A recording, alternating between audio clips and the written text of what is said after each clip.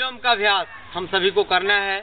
और अनुलोम विलोम लगता है कि आपके गांव के छोटे छोटे बच्चे तो याद कर लिए क्या बेटा? दाहिना अंगूठा कहाँ लगाएंगे? दाहिने नाक पर।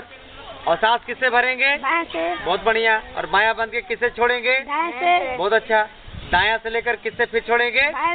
बहुत बढ़िया। सबको सिखा देना है। तो आइए अब सभी आंख बंद करिए और पूरे निष्ठा और श्रद्धा के साथ करिएगा।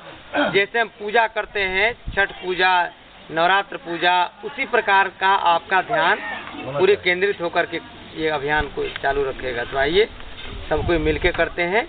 दाहिने अंगूठे को दाहिने नाक पर रखेंगे, बाएं नाक से धीरे धीरे 5 सेकंड तक सांस भरेंगे, फिर बाएं नासिका को बंद करेंगे और दाहिने नासिका से धीरे धीरे सांस को छोड़ेंगे, फिर दाहिने नासिका से भरेंगे, फिर दाहिने नासिका को बंद करेंगे और बाएं नासिका से छोड़ेंगे।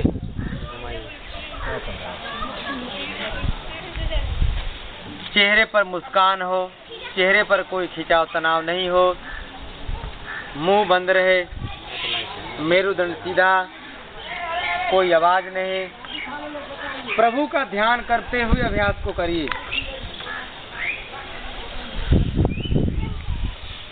चदरिया झीनी रे झीनी,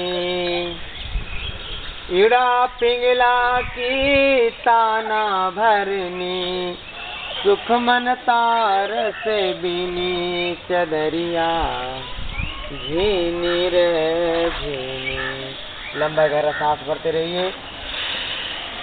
इड़ा यानी बायां नासिका, पिंगला यानी दाहिना नासिका। बाएं नासिका को इड़ा कहते हैं, दाहिने नासिका को पिंगला कहते हैं। ये जैसे चादर की बुनाई करते हैं तो ताना और भरनी होता है, उसी प्रकार ये बाएं नासिका और दाहिने नासिका ये हमारे जीवन रूपी चादर की बुनाई करने में ताना भरने का काम करते हैं। और जब दोनों नासिकाओं से बार बार सांस भरेंगे तो मेरुदंड में अवस्थित सुषुम्ना नाड़ी जागृत होने से हमारे भीतर अष्ट चक्रों का जागरण होने लगता है।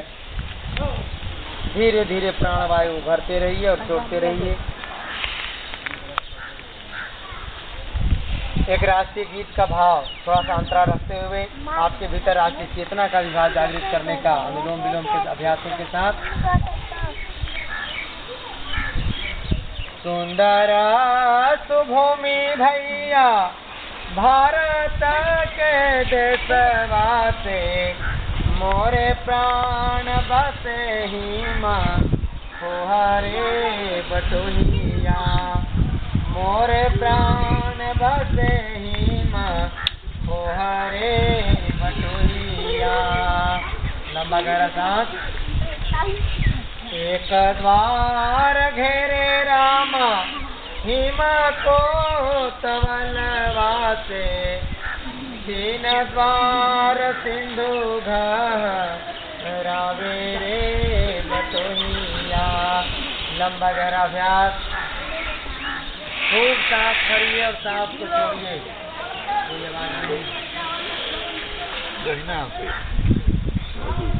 जाहो जाहो भैया रे बटोही हिंद देखी आओ, जहवा कोह की कोयल गावे रे बटोहिया, जहवा कोह की कोयली गावे रे बटोहिया। पवन सुगंध मंद अगर गगनवा से, कामिनी विरह राग गावे रे बटोहिया, कामिनी विरह राग गावे रे बटोहिया। लंबा गहरा सांस भरिए। माँ भारती के प्रति समर्पण का भाव रखते हुए, हे माँ भारती, हम सब सौभाग्यशाली हैं कि भारत भूमि में हम सब का जन्म हुआ है। योग प्राणायाम सदियों से, सृष्टि के आदि काल से भगवान शिव से लेकर के, भगवान शंकर से लेकर के, भगवान राम और कृष्ण से लेकर के सभी देवी देवताओं ने इस अभ्यास को किया। यह योग का पथ अंतहीन पथ है और यह वह पवित्र पथ है जिस पथ के कभी पथिक राम रहे, कभी कृष्ण रहे। आज हम सब भी अपने पुराने लाखों वर्षों के, पिछले लाखों जीवन के शुभ संस्कारों से प्रेरित होकर के इस योग के पवित्र आसन में हम सभी बैठे हैं। भगवान आप सबके मंगल संकल्पों को पूरा करे, मनोकामनाओं को पूर्ण करे। हे परमात्मा, मेरे भीतर काम, क्रोध, मद, मोह, लोभ, अहंकार, राग, द्वेष सब धीरे धीरे बाहर निकल रहा है और जब सांस भर रहे हैं तो ऐसा लगे कि दुनिया का ओज, तेज, सुख, शांति, समृद्धि सब भीतर प्रवेश कर रहा है। आरोग्य हमारे भीतर प्रविष्ट हो रहा है। हम मानव से महामानव की यात्रा में बढ़ रहे हैं। हम पुरुष से महापुरुष की यात्रा में हम धीरे धीरे कदम बढ़ा रहे हैं।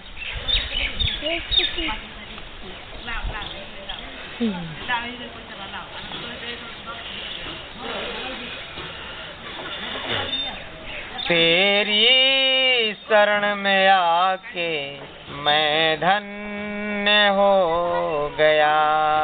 सांस भरिए।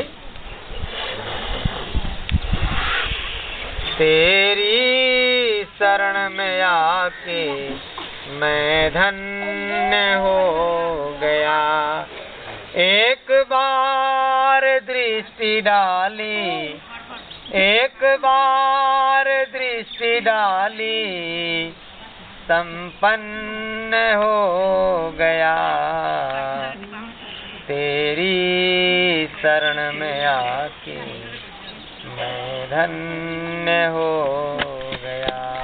हे परमात्मा, हम एक बार तेरे चरण में शरण में आ रहे हैं और आते ही हमें धन्य होने का भाव, और एक बार परमात्मा जब हमारे ऊपर अपनी कृपा बरसा देता है, कृपा दृष्टि हमें दे देता है, दिव्य दृष्टि दे देता है, तो हम धन्य ही नहीं होते, हम पावन ही नहीं होते, हम पूर्ण ही नहीं होते, बल्कि परिपूर्ण हो जाते हैं। और जो व्यक्ति योगाभ्यास करते हुए परिपूर्ण हो जाए तो उस व्यक्ति का जीवन हमेशा सात्विक एवं आध्यात्मिक चेतना से भरता हुआ, ब्लड प्रेशर ठीक करने की ताकत, शुगर से लेकर के, कैंसर से लेकर के, लकवा से लेकर के, गैस कब्ज की समस्याओं से लेकर के, हृदय संबंधी समस्या, हार्ट अटैक की संभावना, नस नाड़ियों में समस्याएं, लकवा की समस्या, ब्रेन हेमरेज की समस्या, इन सारे समस्याओं से बचने का एक ही तरीका है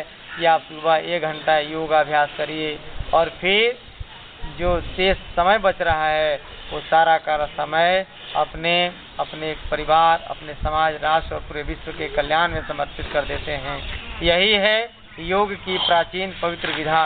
इस विधा को स्वयं भी सीखना है, स्वयं भी अभ्यास करना है और दूसरे को अभ्यास करवाते रहना है। अब धीरे धीरे अपने इस अभ्यास को रोकते हुए हाथ नीचे करते हैं और धीरे धीरे अपने नेत्रों को खोलेंगे और महसूस करेंगे कि पहले से हम कुछ ज़्यादा शांत लग रहे हैं, पहले से हम ज़्यादा पवित्र हो रहे हैं। यदि किसी के भीतर खैनी बीड़ी सिगरेट खाने की आदत हो, वह भी धीरे धीरे कम होने लगता है और ऐसा एक दिन आता है कि आपका मन ही नहीं करेगा खैनी खाने का। उसी प्रकार जब मन नहीं करेगा शराब पीने का, नशा लेने का, चोरी करने का, व्यभिचार करने का, बलात्कार करने का, तो इसमें सबसे बड़ा महत्वपूर्ण यदि कोई भूमिका निभा रहा है तो वह है प्राणवायु और जल शक्ति। ये दोनों शक्तियाँ हमारे शरीर को, हमारे जीवन को हमेशा उद्गार के रूप में हमेशा एक धीरे धीरे अभ्यास को भरते हुए और दोनों हथेली को ऊपर उठाते हैं और दोनों को आपस में रगड़ेंगे और जब हथेली गर्म हो जाए तो इन दोनों हथेलियों को धीरे धीरे अपने मुखमंडल पर स्पर्श करते हुए और दोनों हाथों को आगे सीने के पास ले जाकर के हाथ जोड़ेंगे और सबका दर्शन करते हुए एक बार ओम का वैदिक अभिवादन करते हैं। ओम।